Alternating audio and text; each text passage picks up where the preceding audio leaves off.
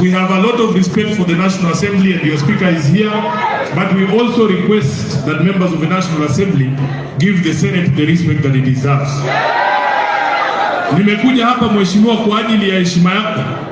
Wewe ni ndugu yangu, labda hatujuani sana, lakini tumefika mahali sisi kama viongozi wa jamii ya Mulembe tumesema saa ile wengine wamemaliza mambo yao ya kwao, wameanza kutafuta makazi. Sisi nyumbani lazima tutafute mandugu zetu. Unajua hapa nyumbani kuna watu wanafikiria kuna watu fulani hawezi kukaa pamoja, na hiyo ndio kasumba iko kwa Waluya. Wanajua Sifuna na Wetangula ati ni umbwa na paka, ati hatuwezi kaa pamoja. We want to change that notion.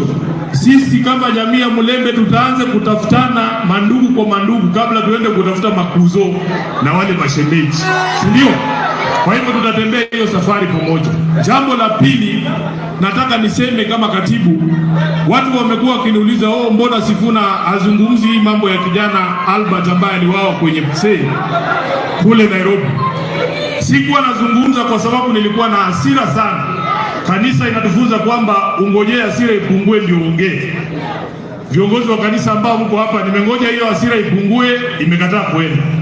Lakini leo lazima nitasema. Mahali tumefika Kenya hii, hakuna haja ya maneno tena. Mahali tumefika Kenya hii, we want action, we don't want words. Na nataka niseme, for me, ukiniuliza kama Sifuna, ule mkataba tuliandika na UDA is of no use as I speak today. Haina kazi hiyo mkataba. Kwa sababu inawezekanaje tunaandikishana tuseme hamtaua vijana. Kijana anachukuliwa kutoka kwao, anapelekwa mpaka Nairobi, anauawa kwa seli. Juzi tumeona wengine wawili wamechukuliwa Elgeyo Marakwet. Wamepigwa, wamekatwa mikono, wamerushwa kule Nakuru. Mwingine amekufa kwenye police station ya Katitu hapa juzi. Na ndio maana nasema hiyo mkataba haina maana. Mahali imefika, it doesn't matter what else Ruto does. It doesn't matter what else he does. That agreement is dead. It is dead. The only way you can breathe life into that agreement ni urudishe uhai wa Albert na vijana wengine ambao wameuawa hapa mbele. Hatutashinda kila siku kuongea. Jambo la mwisho. Niendelee nisiendelee?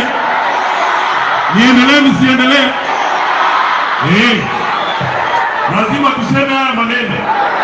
Jambo la mwisho, mheshimiwa, umetuzungumzia jinsi ambavyo wewe ukiwa kijana uchumi wa nchi hii ulikuwa unafanya kazi mpaka wewe na huyu mama mnaweza kupata kazi nzuri kule Mumias.